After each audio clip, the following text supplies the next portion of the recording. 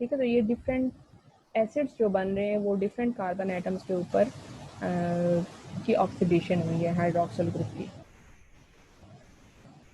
Uronic acid again same ही है कि carbohydrate in which only the terminal hydroxyl CH2OH group is oxidized to a carboxylic group। तो अगर तो सिर्फ ये CH2OH वाला जिस तरह प्रीवियस ट्राई जिसमें मैंने स्लाइड में मैंने बताया, तो इस कार्बन के ऊपर अगर ऑक्सीडेशन इसकी होगी तो ग्लूकोनिक एसिड बना है। Reducing action of sugars in alkaline solution. Anomeric carbon is oxidized at alkaline pH by oxygen and other oxidizing agent। जो anomeric carbon है जो कार्बोनिल कार्बन है उसकी ऑक्सीडेशन हो जाती है यूजुअली कौन से पीएच पे, अल्कलाइन पीएच पे उसकी ऑक्सीडेशन हो जाती है। तो इसीलिए जो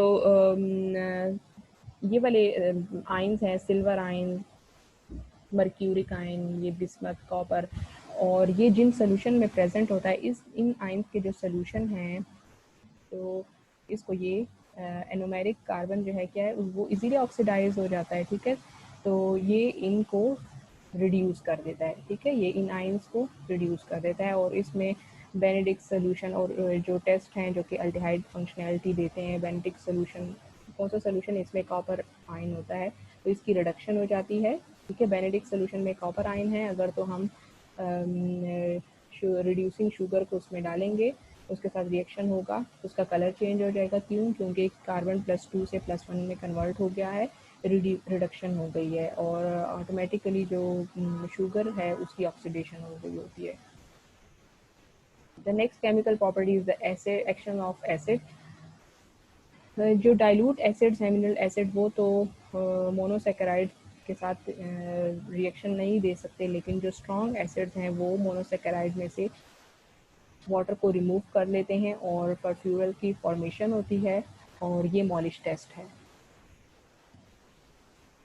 action of basis dilute basic solution at low temperature results rearrangement of groups around the anomeric carbon.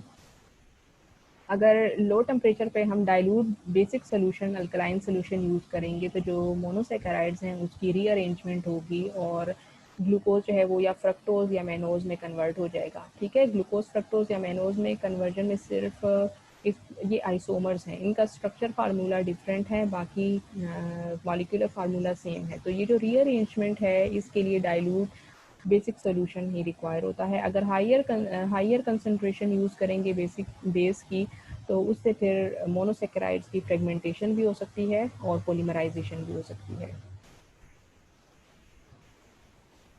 अच्छा, ये जो प्रॉपर्टी है ये किलियानी फिशर सिंथेसिस ही है, लेकिन इसमें हमने इसकी स्टीरियोकेमिस्ट्री देखनी है कि कैसे जो मोनोसेकेराइड्स हैं वो किलियानी फिशर सिंथेसिस के बाद अगर तो हम उसकी ऑक्सीडेशन कर लें और एसिड्स बन जाते हैं तो उसकी जो कॉन्फ़िगरेशन है वो कैसे रहेगी। ठीक है, ऑप्टिकल एक्टिविटी शो करेगा कि नहीं फाइनल प्रोडक्ट्स जो हैं। तो ये पहले भी बताया था glyceraldehyde, D glyceraldehyde, Kiliani Fischer synthesis में ये सारे स्टेप्स हैं, साइनोहाइड्रिन फॉर्मेशन, हाइड्रोलिसिस, रिडक्शन। ठीक है, तो इससे 2 टेट्रोजिस आए हैं, ट्रायोज से आपके पास 2 टेट्रोजिस आए हैं। एक एरिथ्रोज है जिसमें हाइड्रोक्सल ग्रुप सेम साइड्स पे हैं, जबकि जहाँ पे हाइड्रोक्सल ग्रुप्स डिफरेंट साइड्स पे हैं वो थ्रियोज है। डीग्लिसरल्डिहाइड कन्वर्ट हुआ है D3O एरिथ्रोज एंड D3ओज में और इसकी ऑक्सीडेशन हुई है। ऑक्सीडेशन से स्ट्रॉन्ग ऑक्सीडाइजिंग एजेंट यूज़ हुआ है तो ये कार्बन नंबर 1 और 4 दोनों जो है ये COOH ग्रुप में कन्वर्ट हो जाएंगे, कार्बोक्सिल ग्रुप में कन्वर्ट हो जाएंगे, तो ये डाई बेसिक बन गया। इसी तरह ये भी जो D3Os है ये भी इसमें कन्वर्जन हो जाएगी। COOH ग्रुप और COH group 2 acidic carboxyl group यहाँ पे अटैच हो गए। ठीक है, अब ये जो प्रीवियस स्लाइड में देखें ये इरिथ्रोज, डी इरिथ्रोज को देखें, इसको लें आप।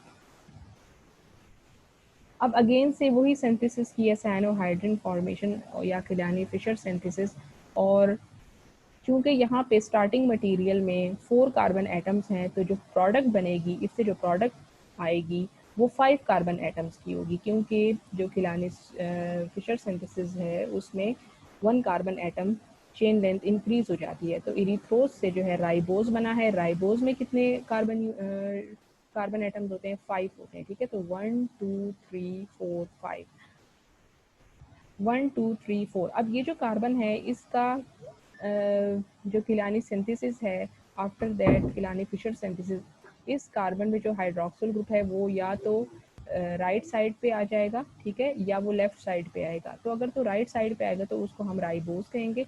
अगर लेफ्ट साइड पे उसकी स्टीरियोकेमिस्ट्री, उसकी लेफ्ट साइड पे हाइड्रोक्सिल ग्रुप आया है तो उसको अरेबिनोज कहेंगे। इरिथ्रोज से टेट्रोज से 2 पेंटोजेस बने हैं, एक इरिथ्रोज से 2 पेंटोजेस बने हैं, ठीक है। ये 4 carbon atoms and these are the 5 carbon atoms. और नेक्स्ट देखें कि अगर उसकी हाइड्रोलिसिस करेंगे तो ऑक्सीडेशन करेंगे, ऑक्सीडाइजिंग एजेंट यूज़ हुआ है HNO3। तो ये इस कार्बन नंबर 1 कार्बन नंबर 6 को, दोनों को क्या कर देगा? ऑक्सीडाइज कर देगा और COOH की फॉर्मेशन होगी। अगेन राइबोस से राइबोनिक एसिड और अरेबिनोज से अरेबिनोइक एसिड बनेगा। यहाँ पे भी सेम देखे, COOH ग्रुप यहाँ पे आ गया, H2OH के बजाय यहाँ पे अल्कोहल जो था वो COH मोइटी में कन्वर्ट हो गया।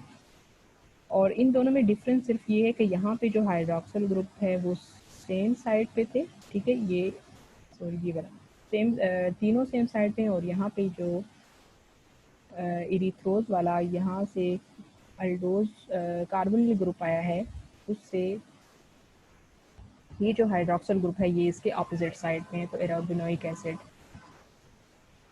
फर्दर देखें, जो डी राइबोज है, डी अरेबिनोज है, डी जाइलोज और डी लाइसोज है, ठीक है। ये फर्दर इसी तरह किलानी सिंथेसिस से देंगे, दो प्रोडक्ट्स देंगे। डी राइबोज जो है वो एलोज दे रहा है,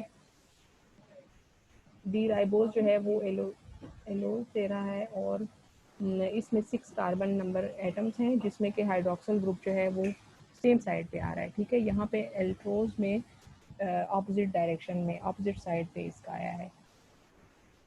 इसी तरह अरेबिनोज और जाइलोज सबसे दो प्रोडक्ट्स आई हैं।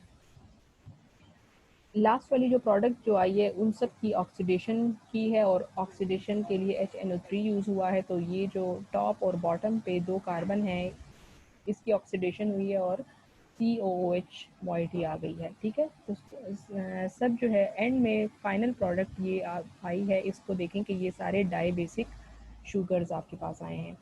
अब इसमें हमने ये देखना है, स्टीरियो केमिस्ट्री की देखनी है कि क्या ये ऑप्टिकल एक्टिव है कि नहीं, क्या लाइट को रोटेट करेंगे कि नहीं। तो ये फर्स्ट वन को देखें, this is optically inactive. Optically inactive क्यों है? यहाँ पे ये जो सेकंड नंबर पे कार्बन नंबर 1 तो सिमेट्रिक है, ये तो लाइट को रोटेट कर ही नहीं सकता। सेकंड, थर्ड, फोर्थ और फिफ्थ जो है ये तो एसिमेट्रिक है, ये कायरल कार्बन है, ये लाइट को रोटेट कर सकते हैं। लेकिन एज अ होल जब हम इस स्ट्रक्चर को देख रहे हैं तो इसमें सिमेट्री प्रेजेंट है। सिमेट्री कैसे प्रेजेंट है? यहाँ पे दरमियान में। अगर तो यहाँ पे दरमियान में 1 2 3 कार्बन के बाद हम यहाँ में से प्लेन पास करेंगे तो इसका जो अप एंड डाउन साइड है वो बिल्कुल एग्जैक्टली मिरर इमेज होंगे, ठीक है। और जिन कंपाउंड्स में सिमेट्री प्रेजेंट होती है वो लाइट को रोटेट नहीं करते, ठीक है, ऑप्टिकली इनएक्टिव होते हैं। ये जो स्ट्रक्चर है ये ऑप्टिकली एक्टिव है क्योंकि ये कायरल सेंटर, ये भी कायरल है, ये भी कायरल सेंटर है, और इस तरह ये लाइट को रोटेट करेंगे। ये बाकी जितने भी ग्रीन से ये लिखा हुआ है, तो आप हर एक स्ट्रक्चर को इसमें खुद आप इसको एनालाइज करो और देखो कि एसिमेट्रिक कार्बन तो प्रेजेंट है, क्या सिमेट्री प्रेजेंट है कि नहीं इसमें। अगर तो सिमेट्री प्रेजेंट होती है तो वो इनएक्टिव हो जाता है, लेकिन यहाँ पे आप देखोगे कि इसमें कोई सिमेट्री प्रेजेंट नहीं है, ठीक है। तो ये ऑप्टिकली एक्टिव हो गया है, ये भी optical active and so on. यहाँ पे ये भी ऑप्टिकल एक्टिव है। अच्छा, ये यहाँ पे अगेन क्या हुआ है कि ऑप्टिकली इनएक्टिव कंपाउंड की फॉर्मेशन हुई है। कैसे? यहाँ पे दरमियान में अगेन 3 कार्बन एटम्स के बाद दरमियान में से यहाँ पे प्लेन पास करें तो जो अप और डाउन साइड्स हैं वो मिरर इमेजेस बन गए, ठीक है। तो क्योंकि इसमें सिमेट्री प्रेजेंट है तो ये भी ऑप्टिकली इनएक्टिव होगा और लाइट को रोटेट नहीं करेगा। लाइट को रोटेट इनमें से कौन से दो कंपाउंड्स नहीं करेंगे, ये सेकंड लास्ट और ये फर्स्ट वाला, ये ऑप्टिकली इनएक्टिव है।